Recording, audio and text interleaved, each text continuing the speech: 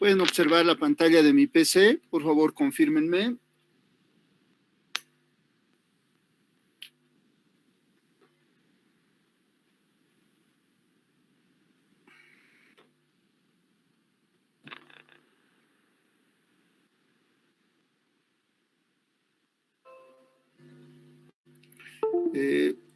¿Se observa la diapositiva que estoy compartiendo?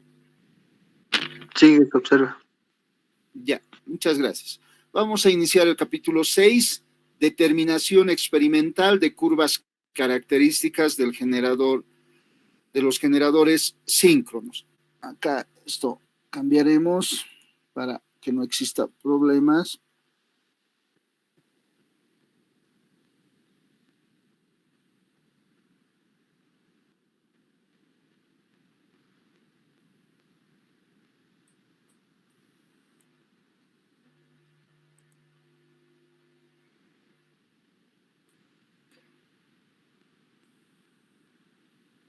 Vamos a estudiar, vamos a describir la curva de saturación en vacío, la curva de característica en vacío, la curva de cortocircuito, la curva de factor de potencia cero y cómo se elabora el triángulo de Potier para la curva de factor de potencia cero y la determinación de la reactancia de dispersión o reactancia de armadura. Entonces, ese es el objeto de estudio de la clase de hoy. Vamos a iniciar con la primera curva. Curva de circuito abierto o curva de saturación en vacío. Esos son dos términos que se utilizan para describir esta curva.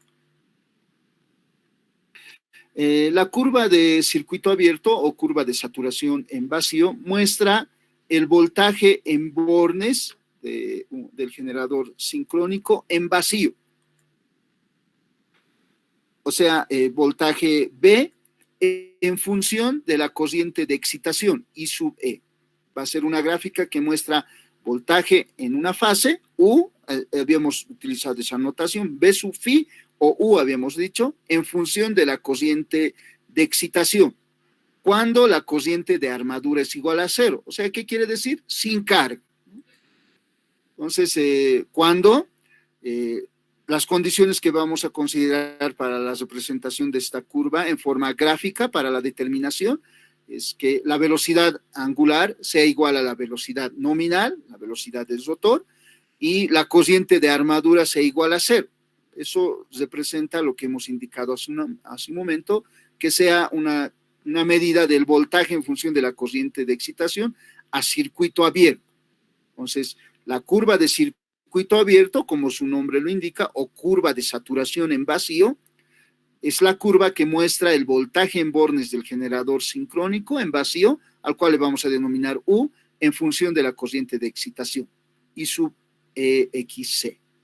Cuando tenemos una velocidad en el rotor igual a la velocidad nominal y la corriente de armadura es cero. El circuito que se considera para la medida de esta curva, donde vamos a representar voltaje en terminales en función de la corriente de excitación, es el que se muestra a continuación. Esta parte es el circuito del rotor. Como hemos indicado, para una máquina sincrónica tenemos un voltaje DC que alimenta al devanado del rotor.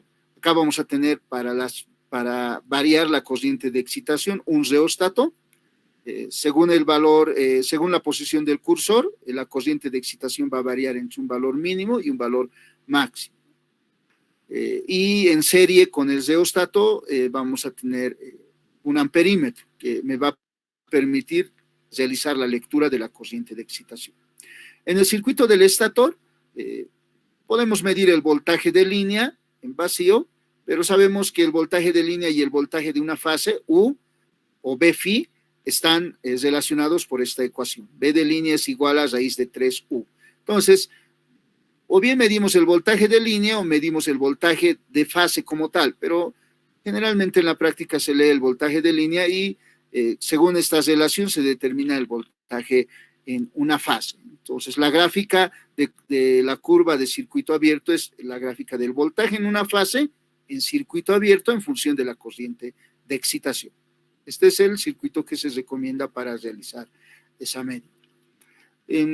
Según las condiciones que se ha impuesto con anterioridad, si la corriente de armadura es cero, entonces estos dos términos van a ser ceros. Por lo tanto, la corriente, el voltaje en bornes para una fase va a ser igual al voltaje generado internamente por el generador sincrónico. ¿Recuerdan? En esta ecuación, E sub 0 era el voltaje generado internamente, U el voltaje de una fase en terminales, RA la resistencia de armadura, XS la reactancia sincrónica y I la corriente de armadura. Entonces, por si acaso para los problemas también aclaramos, para muchos de los ejemplos incluso que hemos realizado, si indican que han realizado una medida en circuito abierto de un valor de voltaje, ese voltaje va a ser igual al voltaje generado internamente.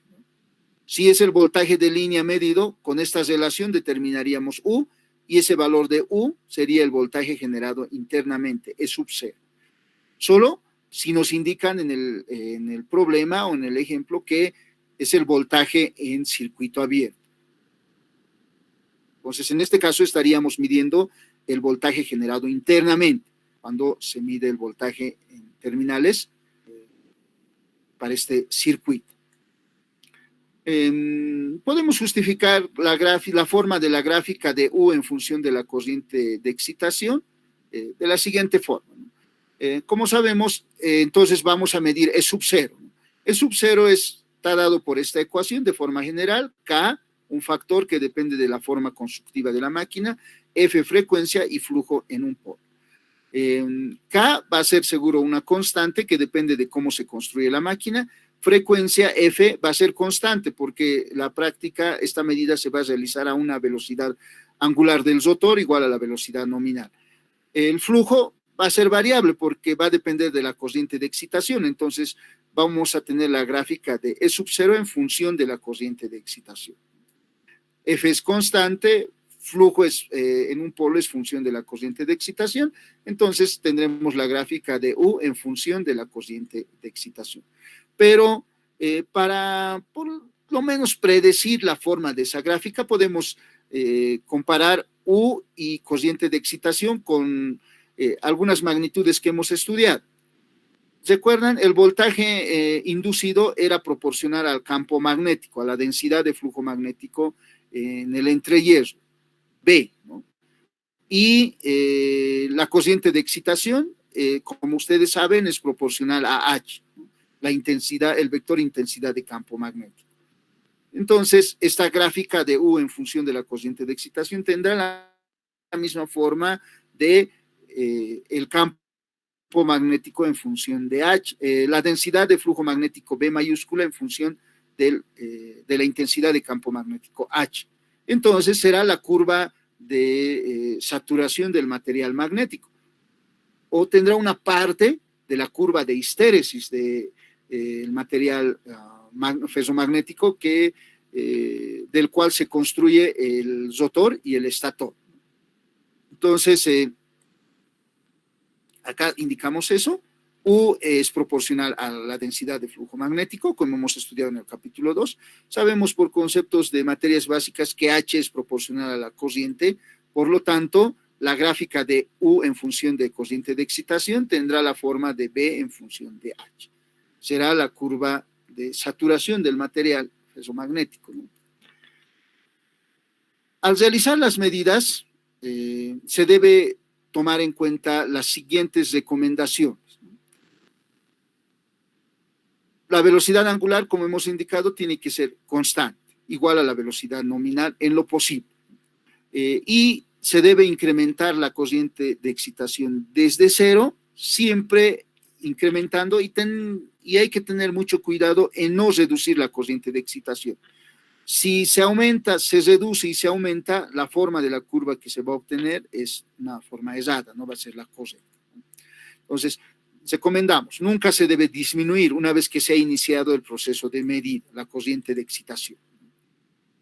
Y por lo tanto, la gráfica de U en función de corriente de excitación tendrá esta forma, la curva de saturación en vacío. esta curva es la parte de la curva de histéresis, ¿no? Estaríamos acá, al retornar, ¿por qué no debemos retornar? Porque al retornar generaríamos la curva de histéresis, y esta curva va a irse por otro camino, ¿no? Iría por acá y así aproximadamente, ¿no?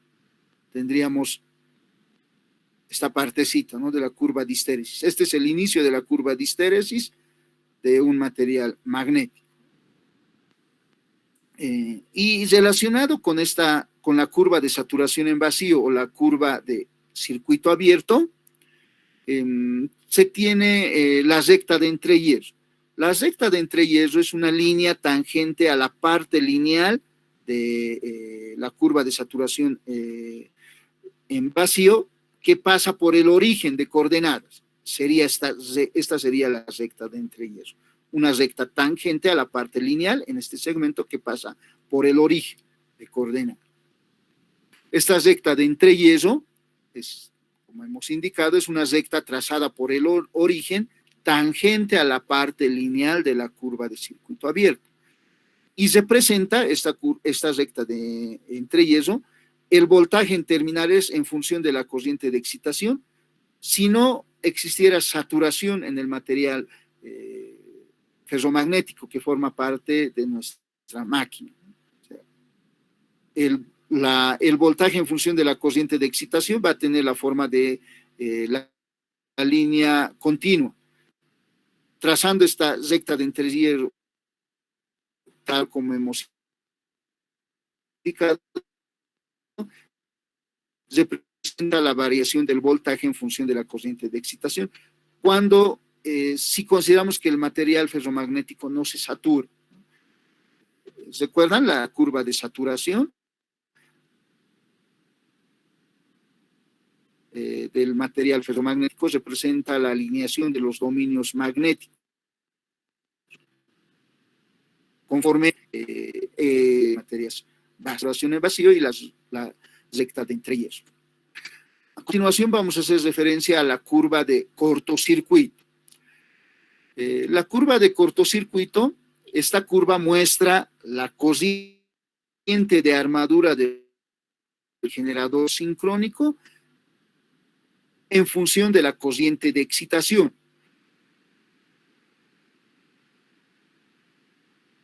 La corriente de armadura le vamos a denominar I, y en algunos casos I sub A le hemos denominado, es la misma corriente, ¿no?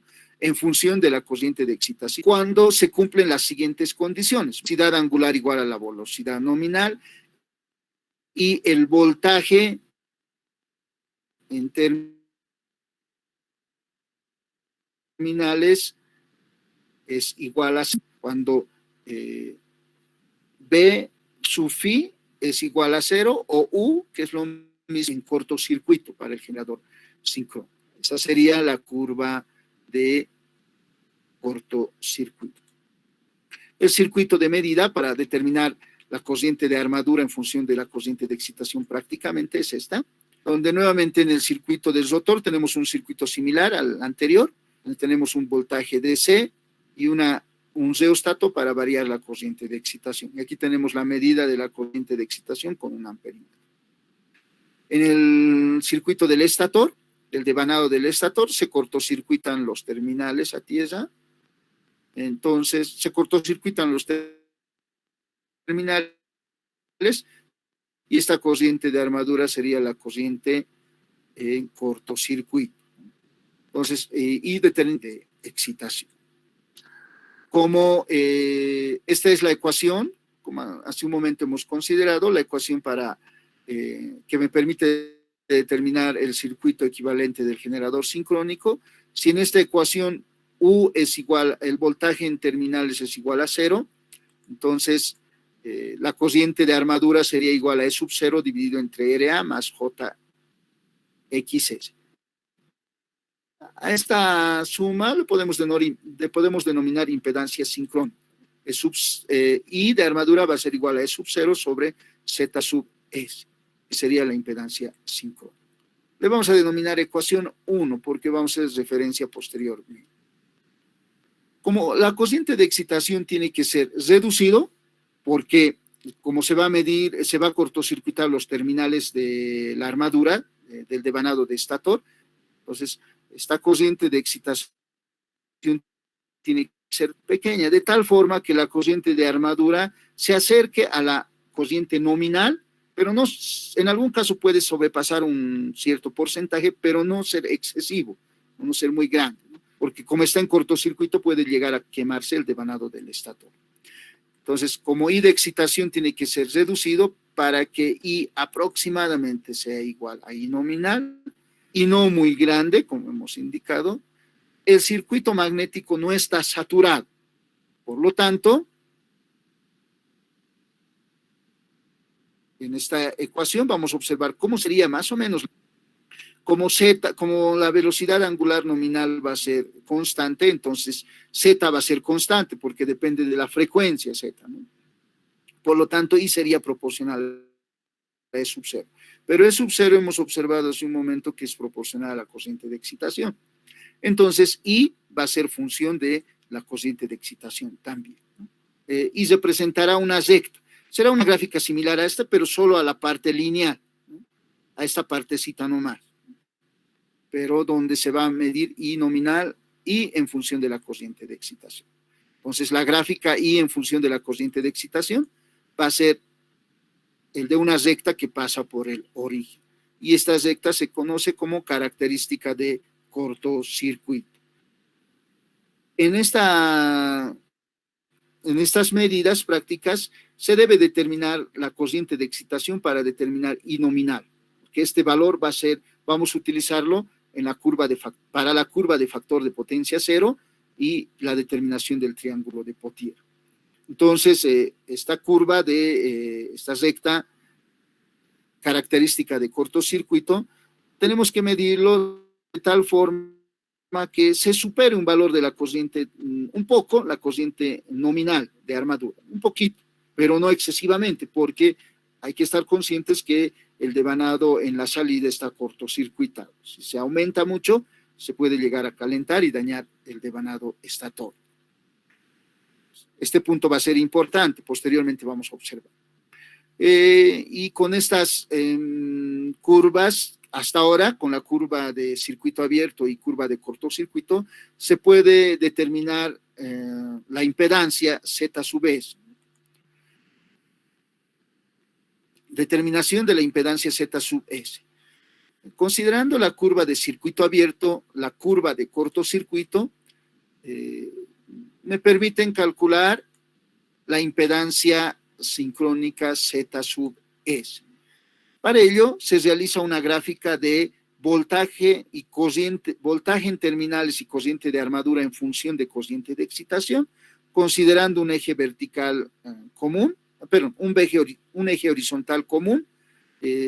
Vamos a graficar la curva de saturación en vacío para los voltajes y la característica de cortocircuito para las corrientes, pero para los mismos valores de corriente de excitación. Estas dos gráficas se sobreponen, considerando el eje horizontal común.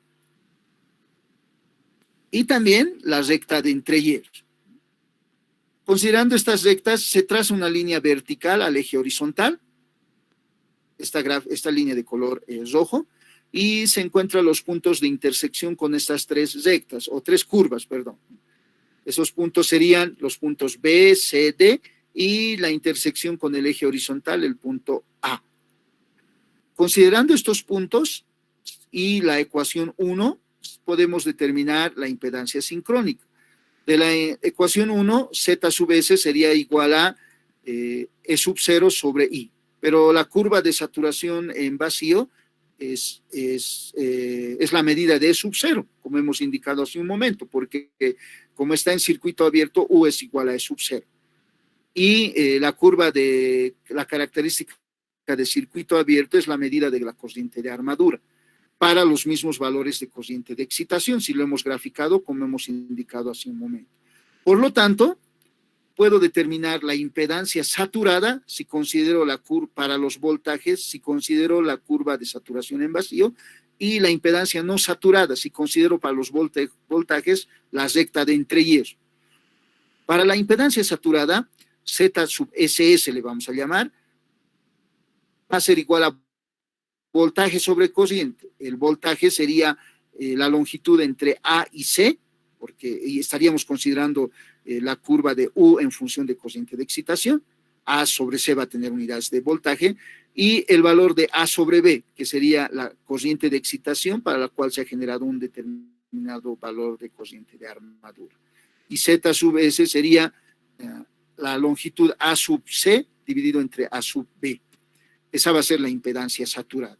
Para la impedancia no saturada se realiza el mismo procedimiento, pero en lugar de considerar la longitud de A a C para el voltaje, se considera la longitud de A a D, considerando la recta de entrehierro. Recuerdan, la recta de entrehierro representa el voltaje en bornes en función de la corriente de excitación si el material no se satura. Por eso, la impedancia no saturada, Z sub SNS, sería la relación entre A a D, esa longitud entre el eje horizontal y la recta de entrehierro, dividido entre A y B, que sería la corriente para un valor determinado de corriente de excitación, para el mismo valor de corriente de excitación que del voltaje, ¿no? Entonces, estas serían las ecuaciones para determinar la impedancia saturada y la impedancia no saturada, considerando la curva de circuito abierto, la recta de entrehierro y la curva de cortocircuito. Entonces, voy a dejarles con esta imagen por un tiempo mínimo de 2 minutos para que completen sus apuntes o le tomen una captura a la pantalla, y posteriormente continuamos con la siguiente diapositiva. Si tuvieran alguna consulta con relación al tema descrito en la diapositiva, podemos aclarar sus dudas, pero voy a dejarles con esa imagen por 2 minutos como mínimo.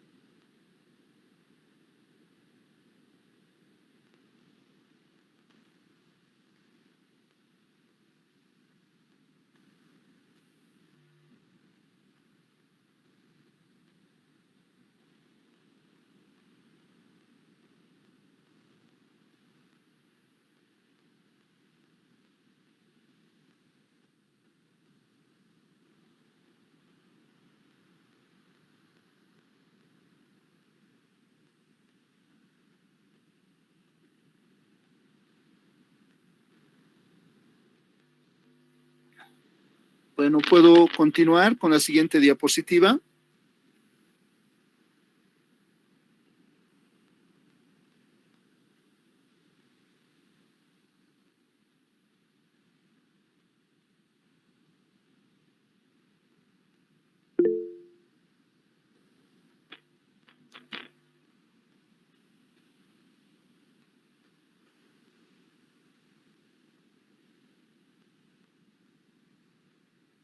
¿Puedo continuar?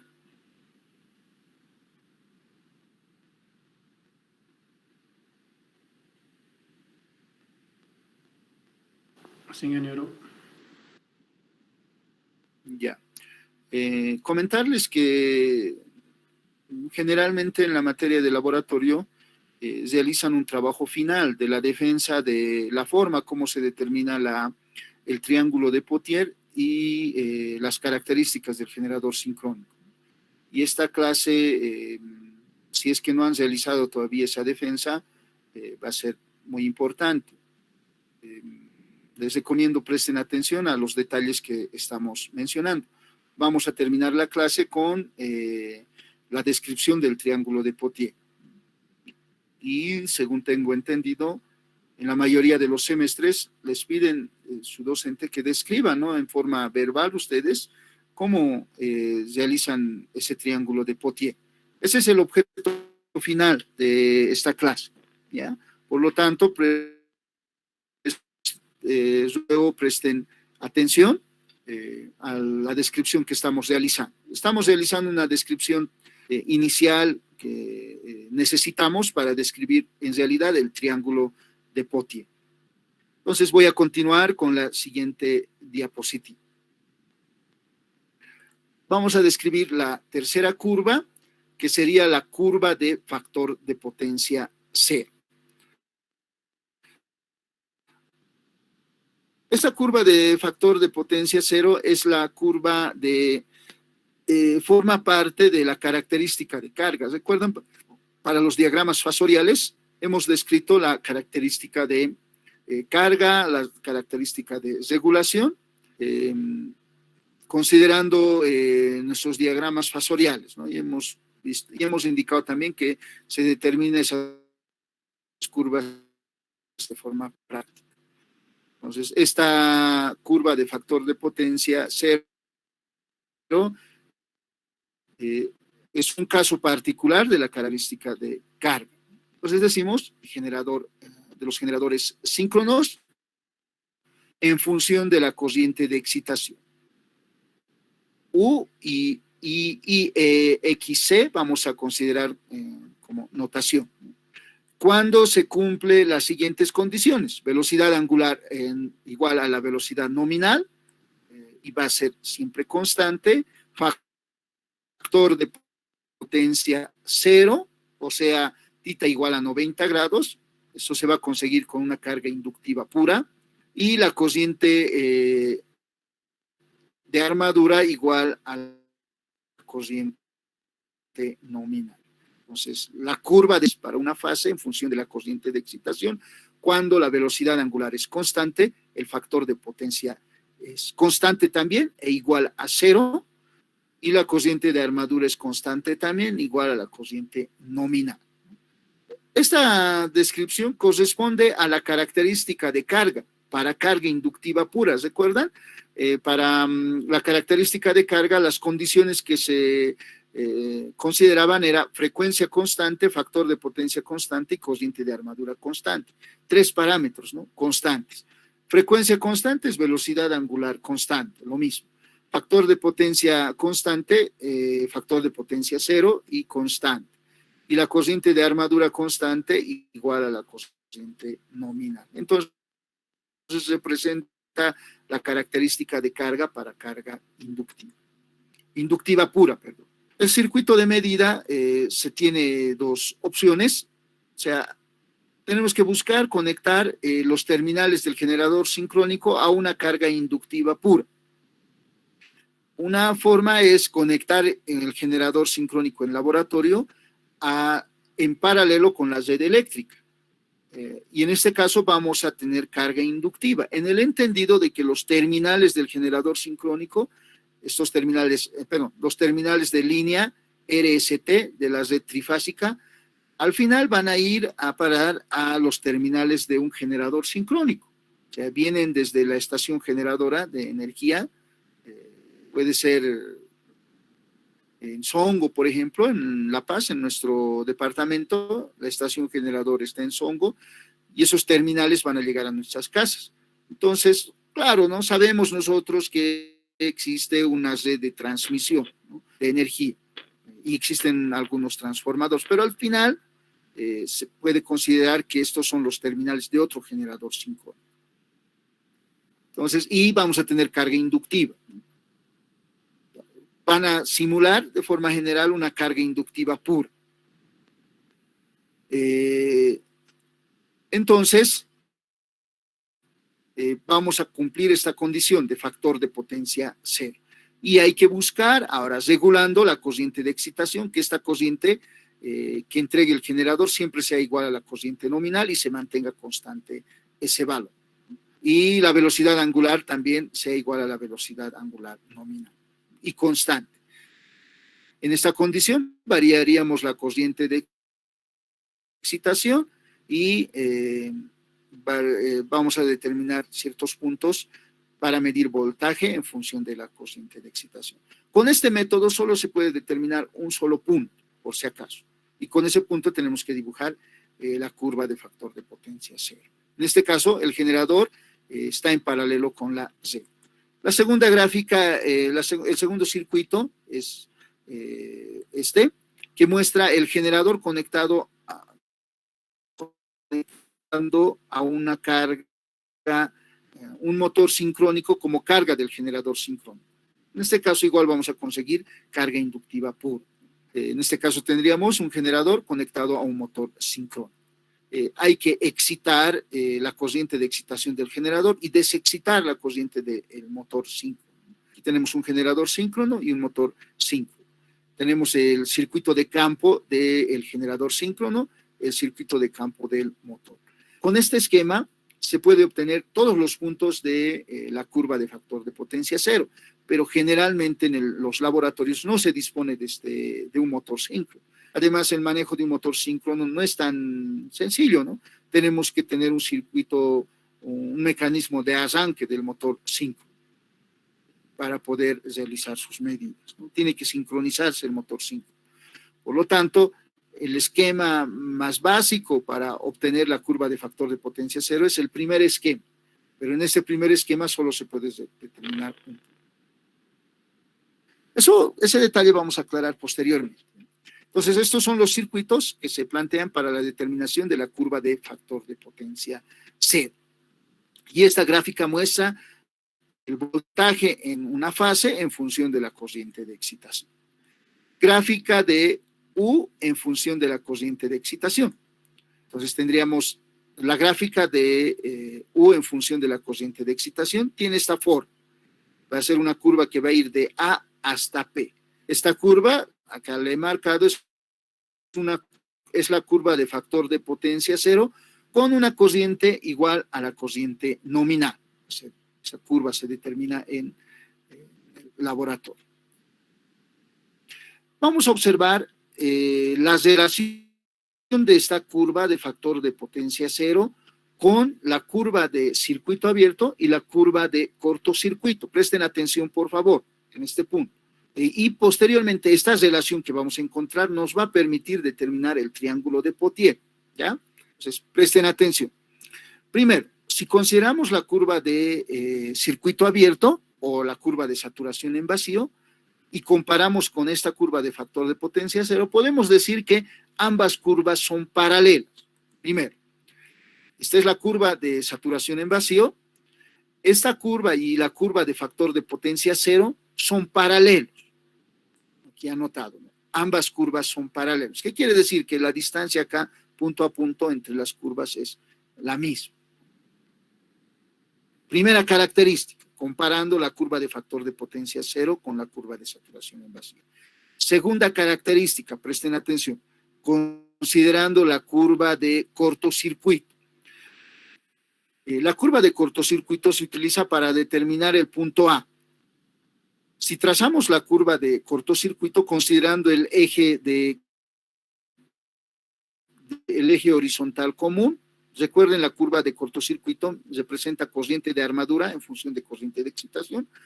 Este punto A es el punto para el cual se hace circular una corriente de excitación para obtener una corriente de armadura igual a la corriente nominal. En la curva de cortocircuito.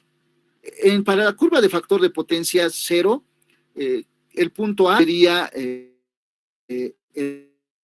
punto para el cual se hace circular una corriente de excitación,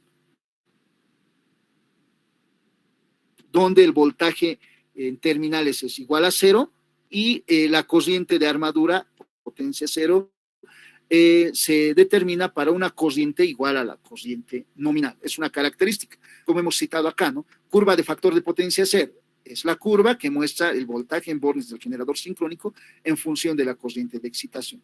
Cuando se tiene velocidad en el rotor igual a la velocidad nominal y constante, factor de potencia cero, y la corriente de armadura igual a corriente nominal. Toda esta curva de factor de potencia cero es con la corriente de armadura igual a la corriente nominal. Por lo tanto,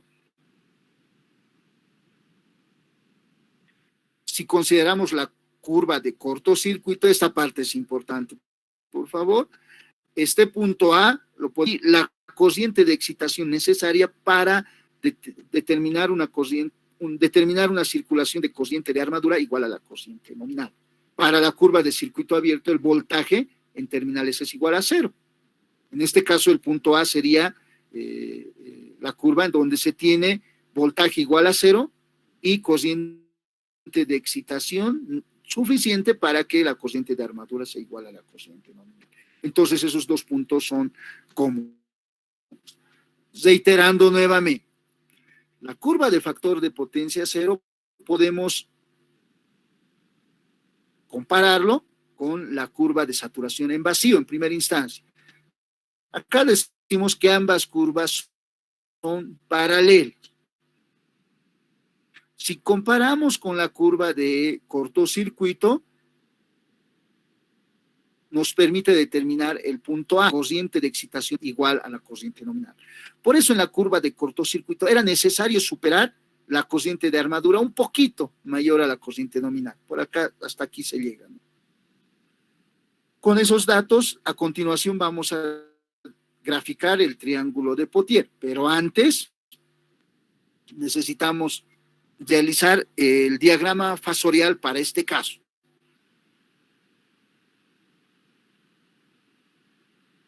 Para este caso vamos a realizar el diagrama fasorial del generador sincrónico. ¿Recuerdan? Para realizar la gráfica del diagrama fasorial, pero antes, ¿no? Vamos a citar algunos datos. Esto con relación a lo que hemos indicado, ¿no?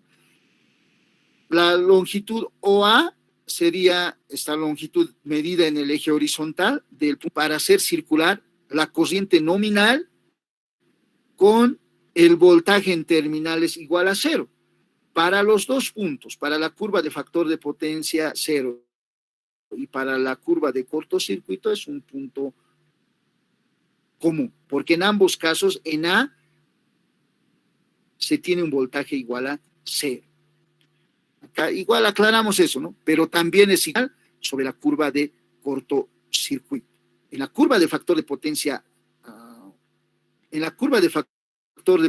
cero, en esta curva, la longitud de OAA mide la corriente de excitación necesaria para que el voltaje en terminales sea cero y la corriente nominal y la corriente de armadura sea igual a la corriente nominal. Eso corresponde porque toda la curva es a corriente de armadura igual a corriente nominal.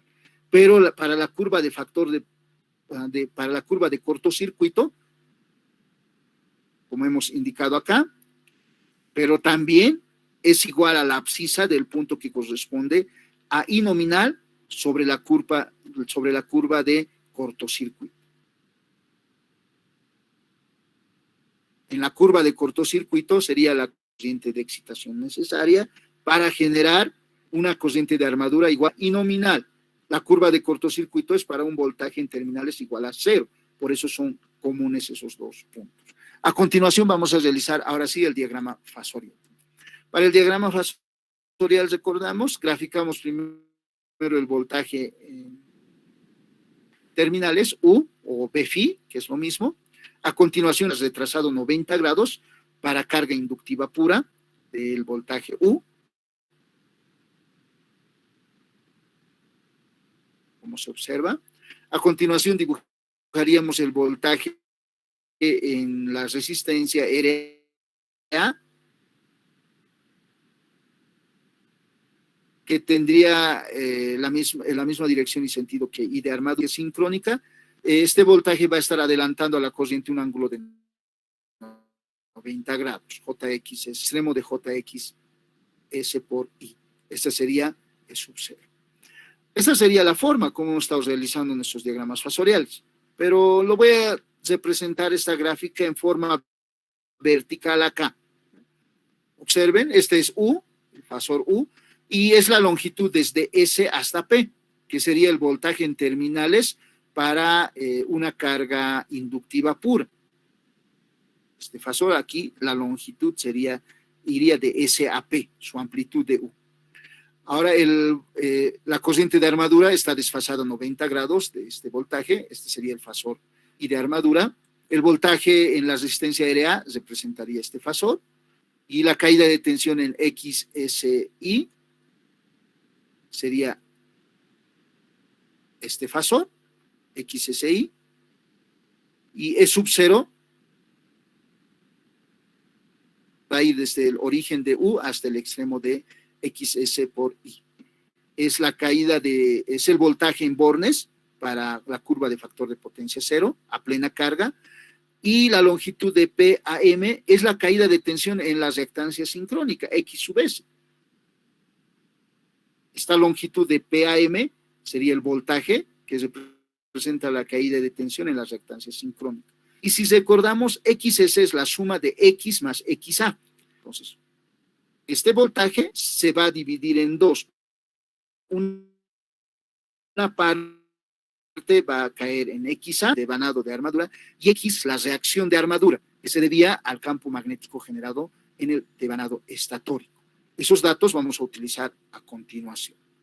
Bueno, voy a dejarles con esta imagen para que tomen sus apuntes por 2 minutos como mínimo, y a continuación se describe para terminar esta clase la forma como determinamos el triángulo de Potier, que es muy importante para sus aplicaciones en laboratorio.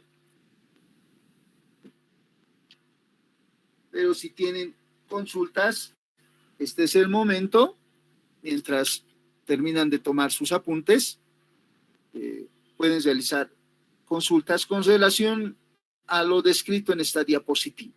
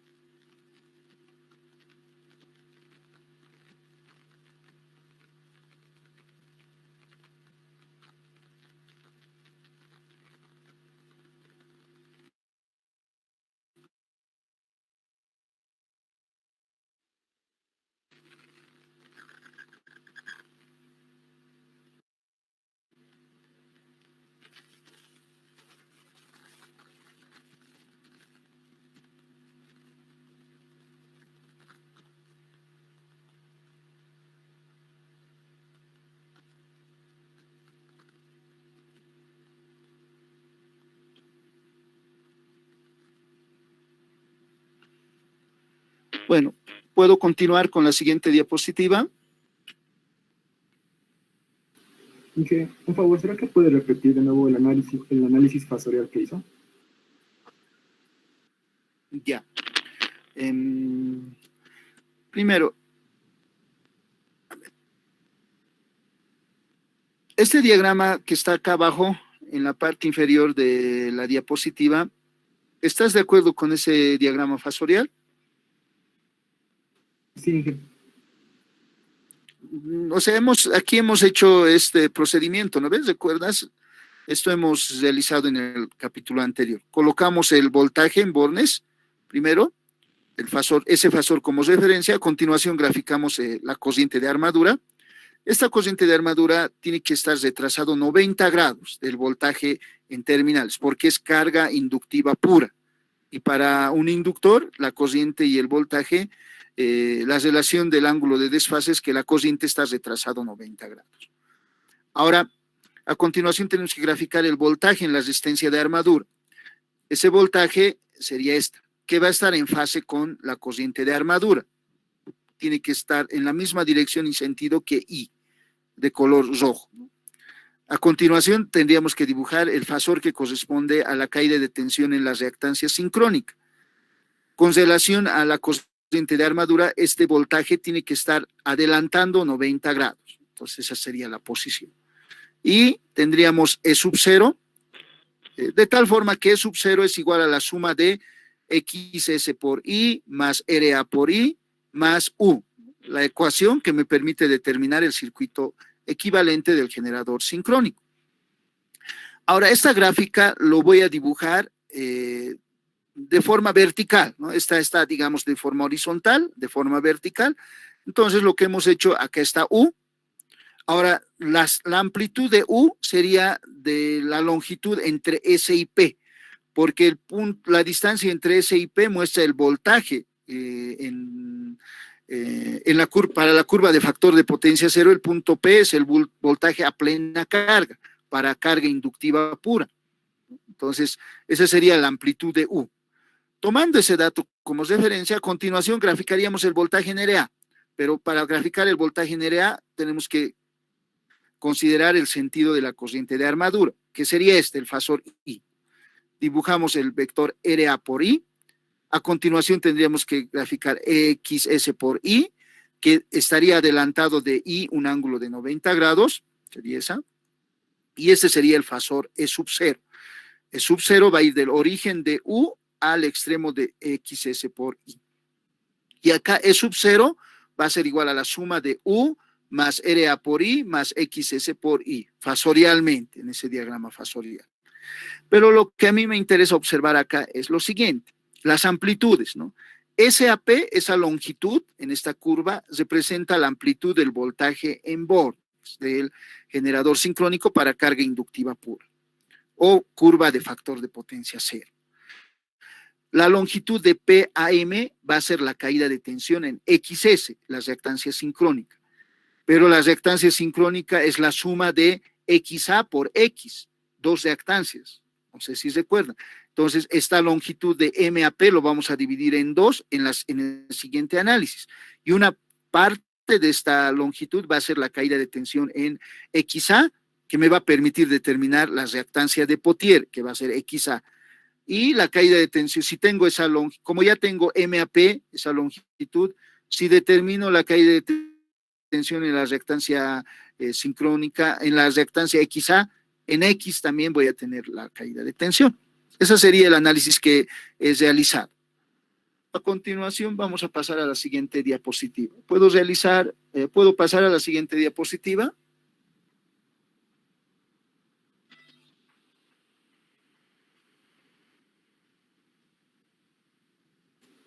Sí. Ya.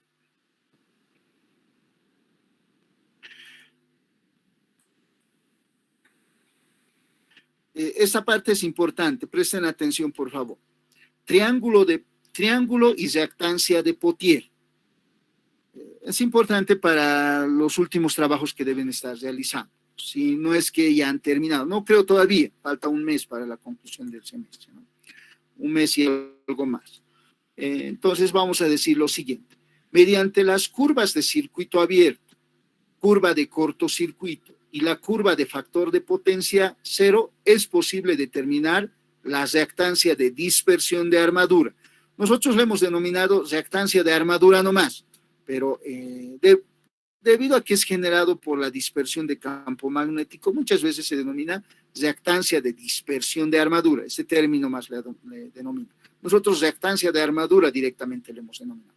También se denomina reactancia de dispersión de armadura. Es XA para nuestras clases, nuestras notaciones que hemos utilizado en las clases anteriores. XA, en muchas bibliografías le denominan X sub sigma, que es la reactancia de dispersión. Es posible determinar la reactancia de dispersión y el efecto de la reacción de armadura a plena carga, o sea, X. También vamos a indicar que se puede graficar la curva de factor de potencia cero con un solo punto, que es el punto P. Aquí dice con dos puntos, ¿no? El punto P y el punto A. De la curva del circuito de factor de potencia cero vamos a determinar un solo punto, el punto P, y el segundo punto vamos a determinar de la curva de cortocircuito. Con estos dos puntos se puede graficar la curva de factor de potencia cero, como vamos a mostrar a continuación. Pero para esto tenemos que determinar el triángulo de Pottier. Entonces este es el procedimiento. Presten atención, por favor, ¿ya? Vamos a considerar el eje horizontal para la corriente de excitación y el eje vertical va a representar el eje de los voltajes y el eje de corrientes. Para la curva de factor de potencia cero y para la curva de circuito abierto voltaje y para la curva de cortocircuito corriente.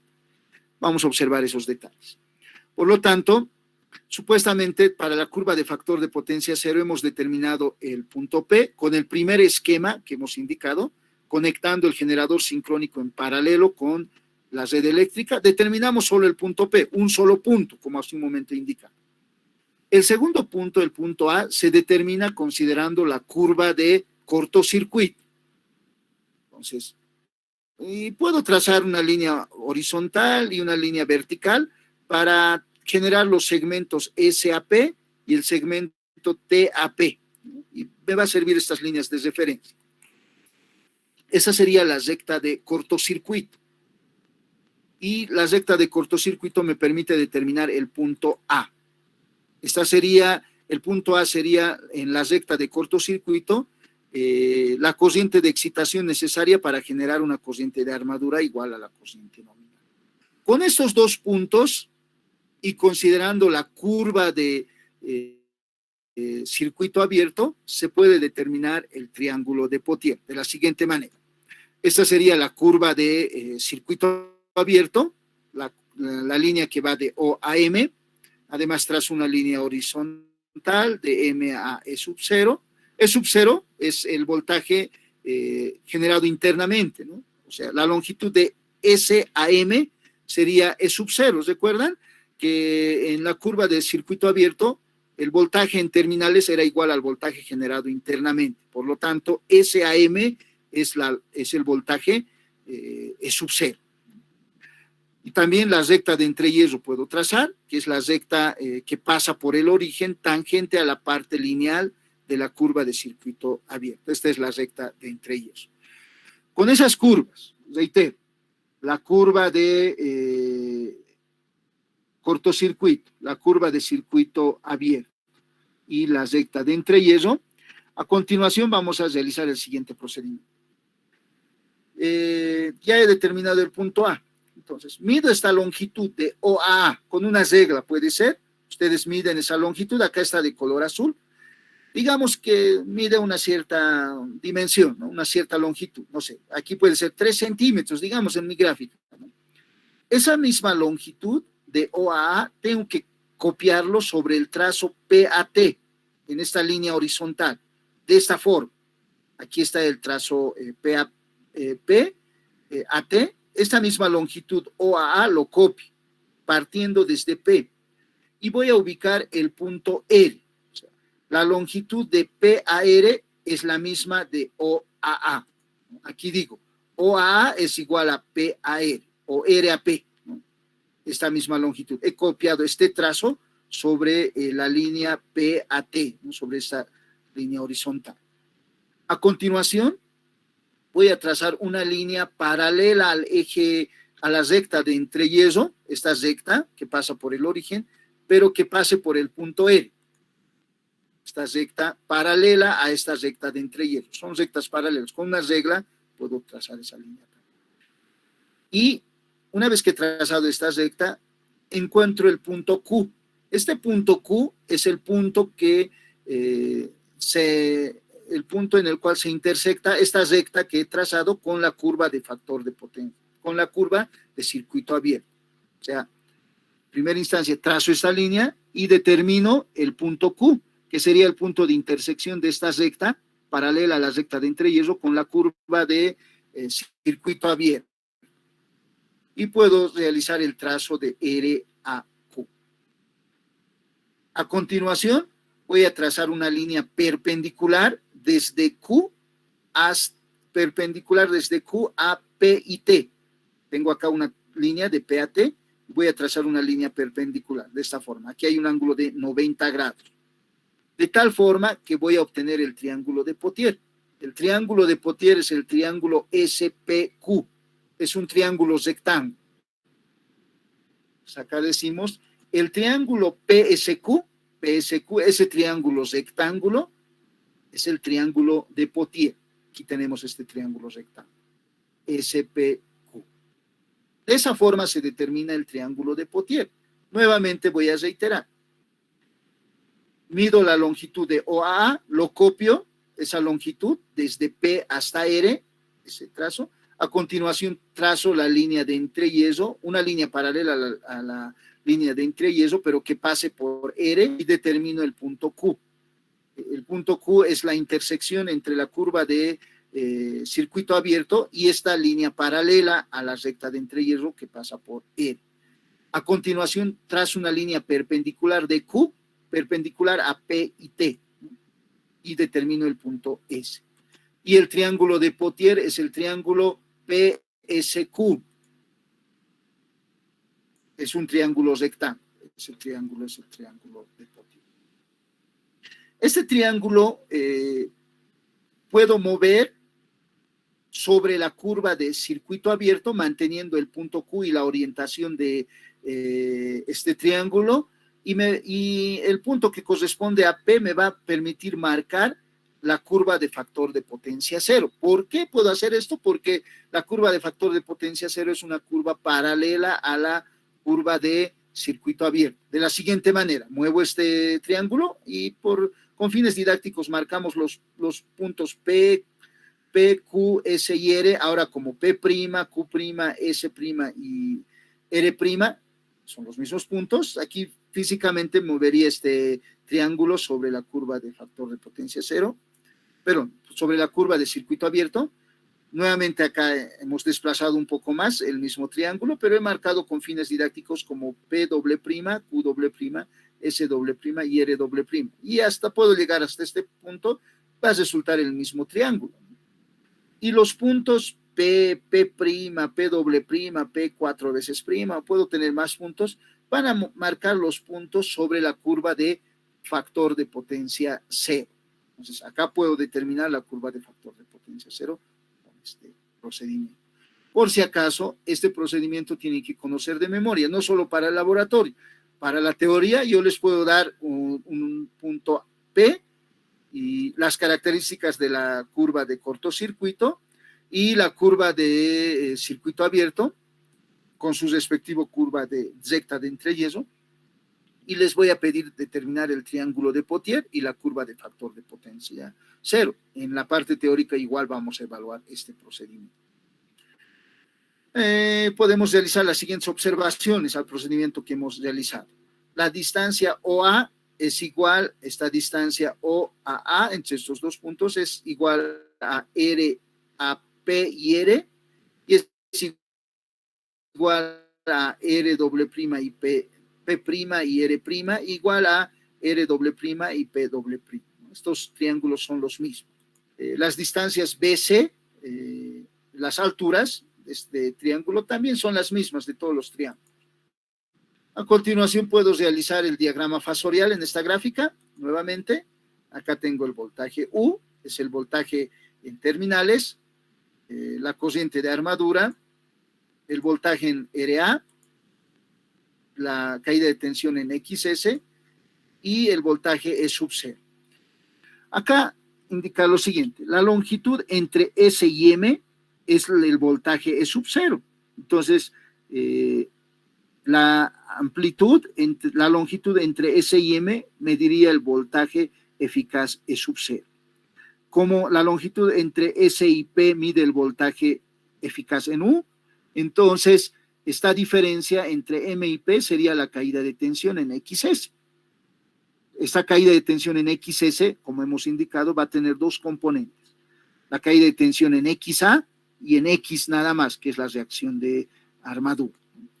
Entonces, para determinar la caída de tensión en XA, puedo trazar una línea horizontal al eje de la corriente de excitación, paralela al eje de la corriente de excitación, que pase por Q. Y acá ya tengo la caída de tensión en XS y la caída de tensión en X, nada más. Entonces, a continuación voy a utilizar estas longitudes. Entonces, este trazo de P a J va a ser la caída de tensión en la reactancia de dispersión y M a J la caída de tensión, la parte de la caída de tensión en la reacción de armadura. Entonces decimos acá, aclaramos sobre esta gráfica, de O a A, la longitud de O a A es la corriente de excitación necesaria para hacer que circule una corriente de armadura igual a la corriente nominal con el voltaje en terminales igual a 0 voltios, ¿no? Entonces decimos, esta OAA es la corriente de excitación que contrarresta el efecto de la reacción de la reactancia sincrónica, XS. Recuerden que la curva de factor de potencia cero es la curva de la medida de los voltajes a plena carga. Entonces, esta corriente de excitación, también podemos decir que es la corriente que contrarresta el efecto de la reactancia sincrónica.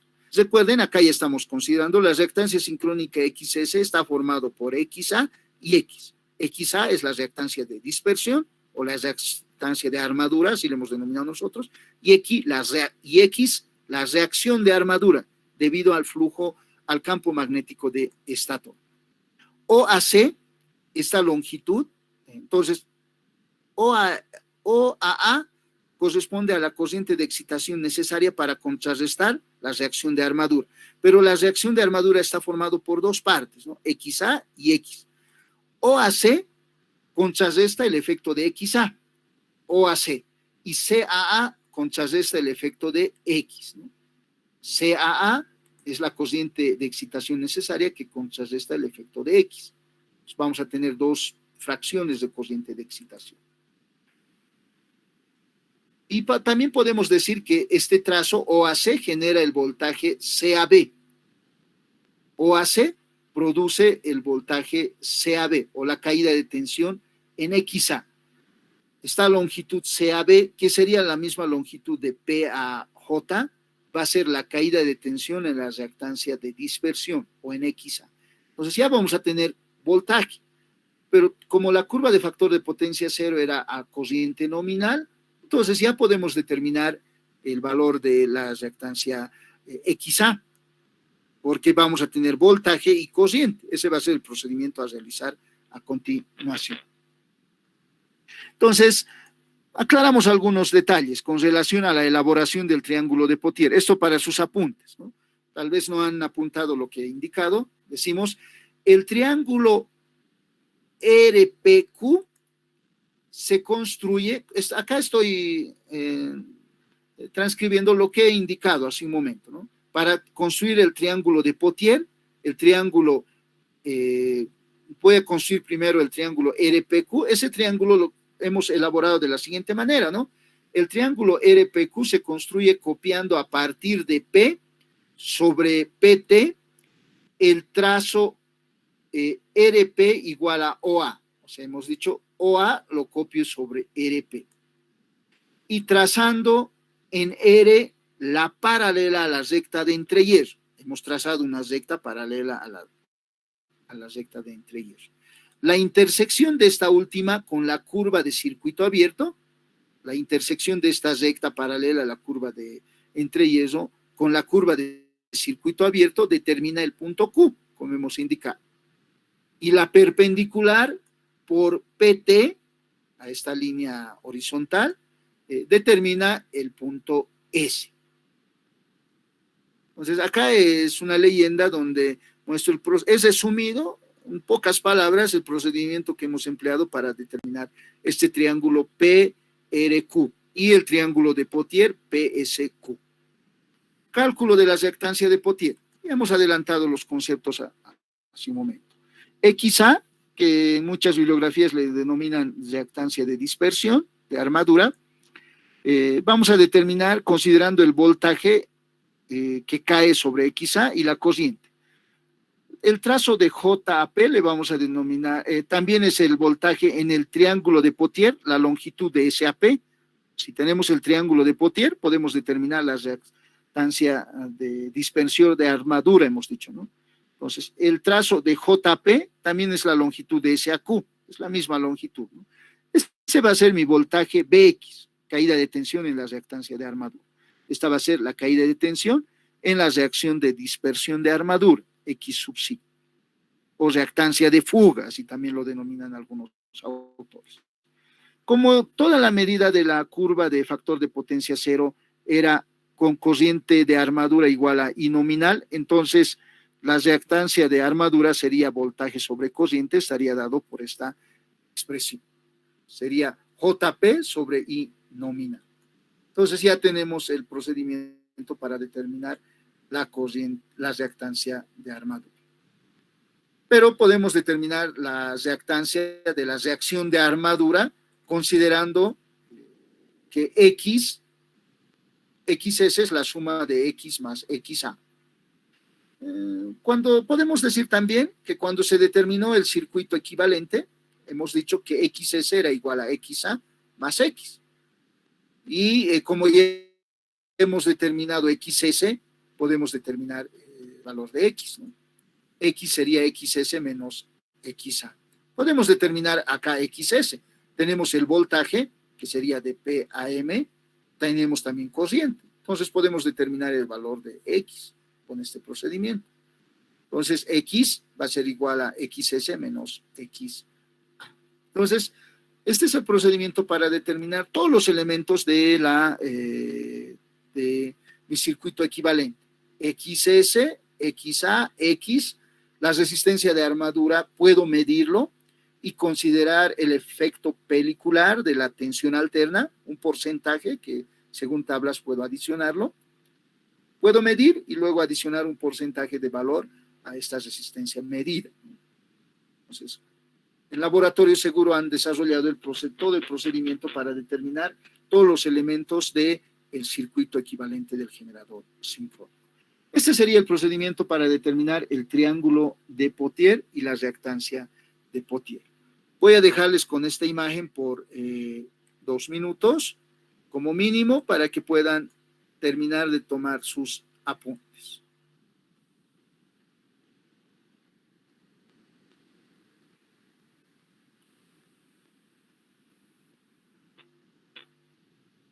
Y con este triángulo de Potier y reactancia de Potier, con este análisis, vamos a concluir este capítulo, que es corto, ¿no?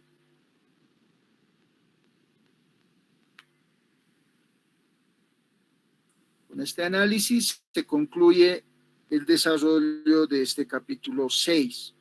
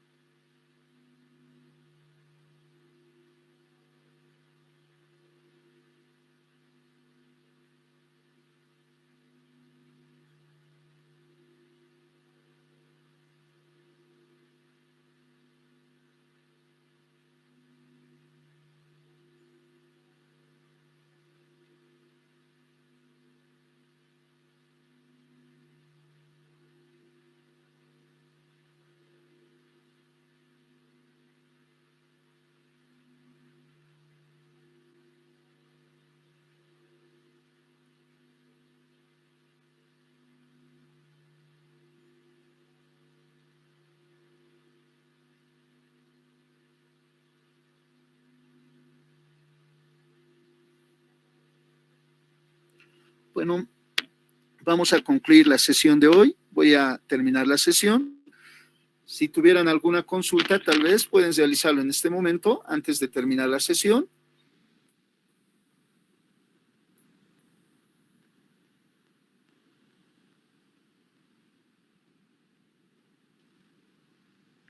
Ingeniero, ¿en qué libro podemos encontrar más información de esto?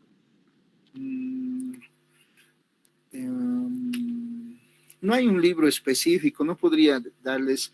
En el Chapman hay algo de la curva de circuito abierto y la curva de cortocircuito, en las guías del docente también tienen alguna información, pero no hay un texto que describa todo a detalle, no he encontrado un texto, solo por experiencia y he recopilado toda la información que les puedo proporcionar. No hay un texto que contenga todo, por partecitas tal vez, ¿no? Tal vez una parte de su docente tiene un texto de referencia, ¿no? Donde muestra también estos diagramas fasoriales. El texto de Chapman, no recuerdo si en Kostenko habla sobre estas curvas características. La verdad no tengo una bibliografía específica. Está bien, ingeniero. Ya. Entonces, si no hay más consultas, voy a cesar la sesión, voy a terminar. No se preocupen, les voy a pasar estas diapositivas al concluir la tarde, como siempre, ¿no? Para que ustedes completen la tarea con relación a la clase de hoy. Entonces, nos vemos el día miércoles. Vamos a iniciar un nuevo capítulo a las 8 de la mañana. Hasta luego, nos vemos. Hasta luego, ingeniero.